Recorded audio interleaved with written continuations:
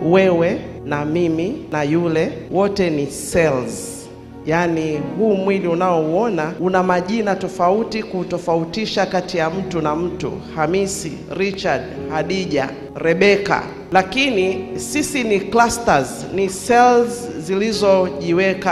zilizowekwa pamoja kwa mpangilio maalum, mpangilio wa kimbingu. Na hizi seli nyingi zilizomtengeneza mwanadamu zimetoka kwa mbegu moja na yai moja. Na hivi ndivyo tulivyosema. Tulisema hili yai moja lilikuwa limeshapevuka na likarutubishwa na mbegu moja. Kwa hiyo hii mbegu iliyoirutubisha inatoka kwa baba na hili yai linatoka kwa mama. Hii mbegu imebeba nusu jinsia. Yaani najua hapo nitakuchanganya kidogo, lakini ndio maana nitakayoweza kutumia kusema chromosomes. Sijui kwa Kiswahili ni kitu gani. Imebeba tabia nusu ya ubinadamu, na hiyo tabia nusu nyingine ya ubinadamu anayo yai linalotoka kwa mama. Kwa hiyo hii nusu kutoka kwa mama itakuwa ni X, lakini hii nusu kutoka kwa baba ina possibility mbili.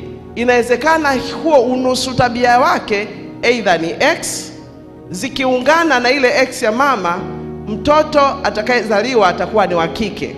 Lakini kama hii tabia nusu kutoka kwa baba itakuwa ni Y, basi ina maana kwamba ikiungana na X kutoka kwa mama, basi huyu mtoto atakayezaliwa atakuwa ni wa kiume. Kwa maana hiyo ninachojaribu kusema ni hivi: pamoja na kwamba mazingira yanachangia, lakini baba ndiye anayetuletea jinsia tofauti.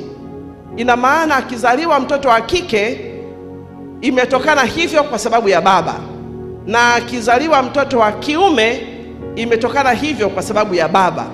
Ina maana baba ndiye determinant wa mtoto azaliwe jinsia gani.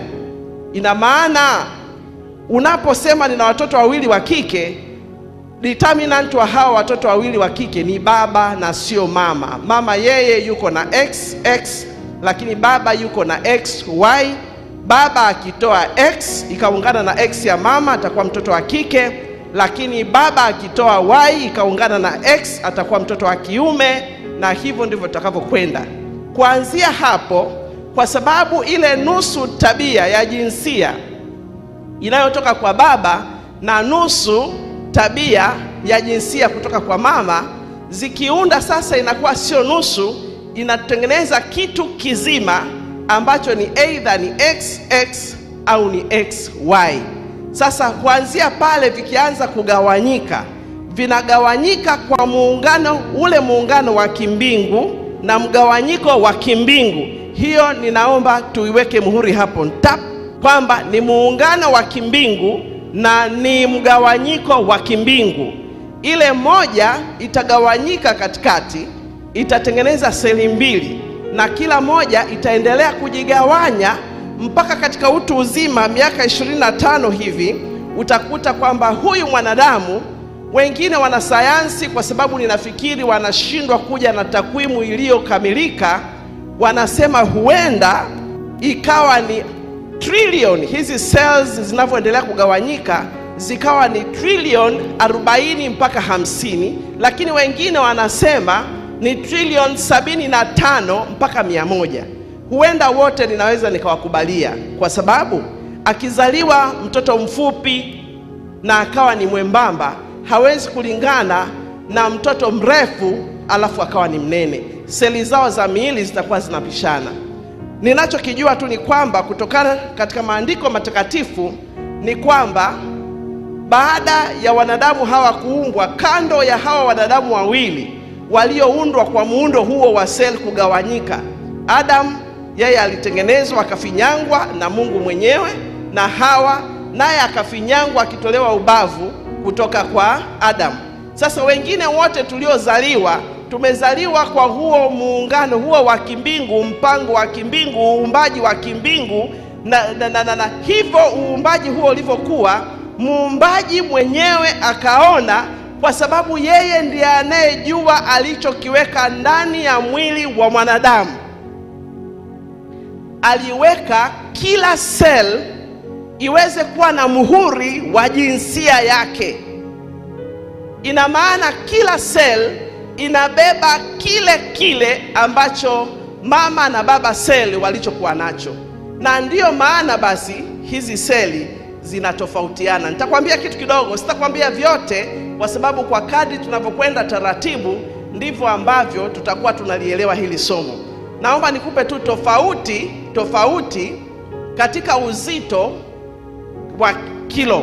Uzito tukipima kwenye kilo, ubongo wa mwanaume mtu mzima, ubongo wa mwanaume mtu mzima, ukichukua huu ubongo ukiweka kwenye kilo, kama ni wa mwanaume, basi uzito wake utakuwa ni gramu 1370 wastani, hapo inakwenda paka 1400. Ina maana kwenye kilo tutasema ni 1.4.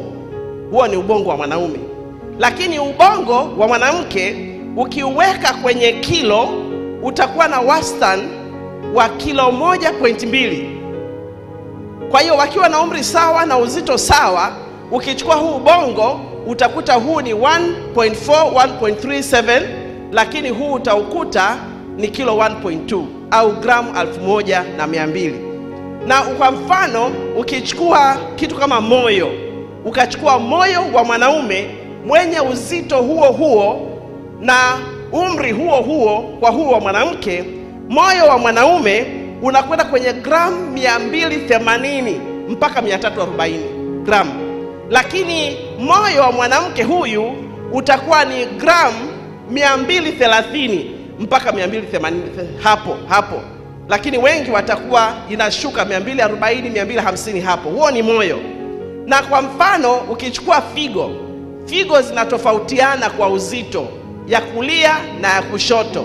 Sasa kwa mwanaume figo ya kulia itakuwa na gramu kama 129, figo ya kulia, na ya kushoto ni kubwa kidogo, itakuwa na gramu 137. Kwa mwanamke figo ya kulia itakuwa na kama gramu 108. Kumbuka kule kwa mwanaume figo ya kulia ilikuwa ni 129, yeye atakuwa na 108.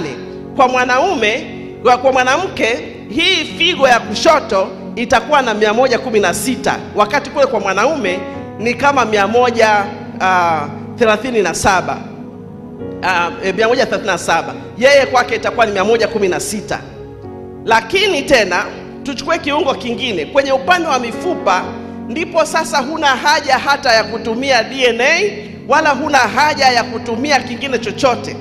Nilikuwa nasoma hadithi ya habari moja ya watu fulani waliokuwa wanakaa mashambani, Red Indians, wakawa pale mahali walipokuwa ni clan, walipokuwa wakifa watu wao wote walikuwa wanazikwa hapo.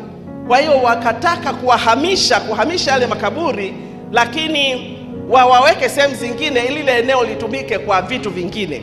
Walipokuwa wamekwenda kuchimba, hawa wanasayansi wakaomba ruhusa angalau wajifunze ikiwa kutoka kwenye mifupa wanaweza wakajua kama huyu ni mwanamume na huyu ni mwanamke bila kucheki DNA.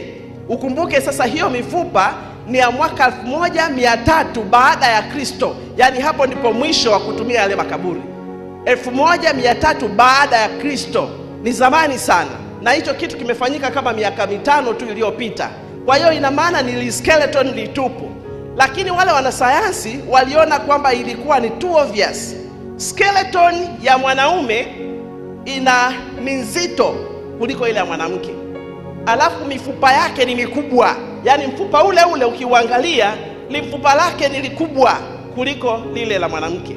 Sasa hapa kwenye pelvis ni huu mfupa ambao umekaa kama mapanga hapa, kama kabakuli.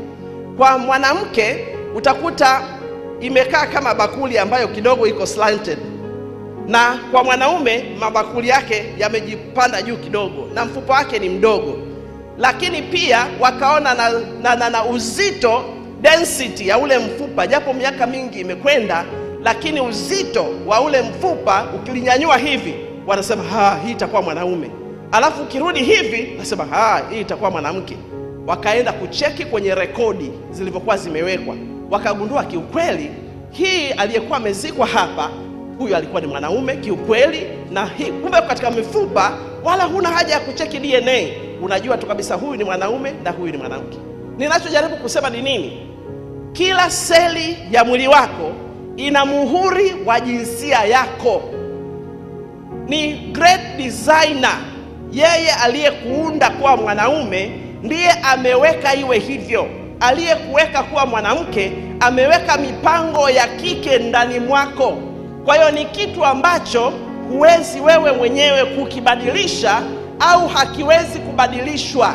Hakibadilishwi na mavazi, wala hakibadilishwi na haki yoyote. Kwa maana hiyo ni kwamba hapo ndipo ninapomsikiliza Paulo akizungumza na Timotheo. Timotheo alikuwa ni kijana, akamwambia mtu yoyote asiudharau ujana wako. Haleluya, watu wa Mungu. Yaani akizungumza hapo akaona mtu yoyote, sio kwa maarifa mengi wala sio kwa pesa nyingi. Mtu yoyote asiudharau ujana wako. Ukiushikilia kama kitu maalum, ujue kabisa kwamba hili taifa la Tanzania lisingekuwepo kama taifa la Tanzania kusingekuwepo na wanaume. Ina maana kwamba kila mwanaume, labda yule ambaye amejifanya toashi kwa ajili ya kazi ya Mungu, au yule ambaye amefanywa hivyo, maumbile hivyo ndivyo alivyozaliwa, kila mwanaume anadaiwa kuwa yeye ni mbegu bora, atoe mbegu bora itakayomzaa Mtanzania bora, mwenye akili bora, mwenye maarifa sana, asiye na woga, yeye ambaye atabeba ukoo wake uendelee, lakini kabila lake liendelee, lakini taifa letu liendelee. Kwa sababu ya mwanaume mmoja atakayekuwa ni mbishi aseme nimezaliwa mwanaume kwa kusudi la Mungu na mpango wa Mungu. Lakini si hivyo tu, ni lazima mwanamke ajue kabisa kwamba kwa sababu si kwamba kazaliwa mwanamke, lakini mwanamke huyo autetee wanawake wake akilitafuta kusudi la Mungu katika maisha yake. Isitokee ni kwa sababu ya sijui ile lugha anayotumia, lakini eti wanaongezwa maarifa, wanatiwa nguvu, alafu wanawezeshwa hivi, alafu wanaelimishwa hivi, ili aone kwamba na yeye atakuwa sawa na mwanaume. Na ngoja nikwambie kitu, kila seli ya mwili wako, macho yako ni ya kike, na misuli yako ni ya kike, na ngozi zako ni za kike. Utakuwa trained, upige majudo sana, ushike bunduki, uwe sharpshooter kuliko wengine wote, ukasimame ukawe pilot, ukawe engineer, mwanasayansi mahiri, uende mwezini na kurudi. Lakini wewe ni mwanamke, na katika seli zako zote zinasema wewe ni mwanamke. Ukijivunia wanawake wako, Paulo anasema usikubali mtu yoyote akauchezea ujana wako. Na ukiwa mwanamke, ukikubali kufanya yale Mungu aliyokuwekea, na tayari tuko na taifa la Tanzania ambalo Mheshimiwa Rais amesihi kabisa, akasema kina mama, sisi tulelelewa tukawa wakubwa, akina mama rudini mkalee watoto wenu. Kile ni kilio, kwa nini msilee watoto wenu? Watoto wenu wako wapi? Ukisema watoto wanaharibiwa, wewe uko wapi? Kwa sababu kuna jukumu limewekwa, liko ndani mwako wewe mwanamke. Na kama kusudi limewekwa, utakapopewa pesa ni sawa, ukiliacha lile jukumu utadaiwa. Na utakapopewa maarifa ni sawa, ongezewa uwezo ni sawa. Lakini watoto wamepewa tumboni mwako, miezi 9 sio mchezo. Miezi 6 kuwanyonyesha wale watoto, ya kuwanyonyesha pasipo kuwapa chochote, kumeweka bondi maalum. Na ngoja nikwambie sasa, kwa sababu tutaingia vizuri sana katika somo hili la afya, tutaelewana vizuri sana. Hakuna mnyama anayekubali umsogelee mtoto wake akiwa na watoto. Mwangalie kuku. Kuku analala hapo miguuni pako, atakula mahindi, atakwenda kulala kwenye dari lako. Lakini kuku yule yule akishaanza ku ukimsogelea mabawa yake yako hivi, hakutambui watoto wangu kwanza. mpaka awafundishe ya kikuku ili nao wakawe kuku kamili. Mwangalie simba, simba ndivyo atakavyosimama na watoto wake. Mwangalie chui, hasogelewi. Sasa ile cha kwanza kabisa ndio afya ya akili. Ukishakuwa hivyo, una afya ya akili. Mungu alitupatia chakula, tulikigusia kidogo jana, tutakwenda nacho mpaka mwisho wa mikutano. Lakini Mungu akasema, tazama ninawapa kila mche utoao mbegu. Hizi mbegu ziko katika magrupu makubwa 5. Na hizi mbegu ni nafaka nzima. Ngoja nikwambie kitu, ukila nafaka nzima wewe mwanaume unakuwa mwanaume kamili. Unakuwa mwanaume mwenye nguvu. Kamchungulie Danieli, atakwambia na maarifa yatajaa kichwani, ufahamu wako utaongezeka, hekima zitakuwa nyingi, afya yako itakuwa bora. Na ukishindanishwa na watu wengine, wewe utakuwa mwanaume kamili. Yani sio nguvu tu za akili, sio nguvu tu za kubeba magunia, hapana, na zile nguvu zingine. Na zile nguvu zingine. Zile nguvu zingine. Lakini shida ni moja, unakula nini? Je, huyo anayekulisha anajua umeletwa kwa kusudi gani? Umesahau kula kutoka mkononi kwa Bwana. Kwa hiyo nguvu zako zimepungua. Kwa hiyo unanunulika. Sikiliza, alikuhonga lawalawa, na alivyokupatia chakula kilichokobolewa, ndani kilikuwa kimewekwa ulevi. Ndani kilikuwa kimepewa vitu vingine tofauti. Na wewe umekula ukifurahia, ukauona ugali mweupe zaidi, ukaona chapati ni nzuri zaidi, zinachambuka zaidi, mandazi ni mazuri zaidi, ukaupenda wali. Mwanaume umekaa unakula ubwabwa, mwanaume kabisa wa Kitanzania unayedaiwa mbegu za taifa hili, umekaa unakula ubwabwa mchana kweupe, haujifichi.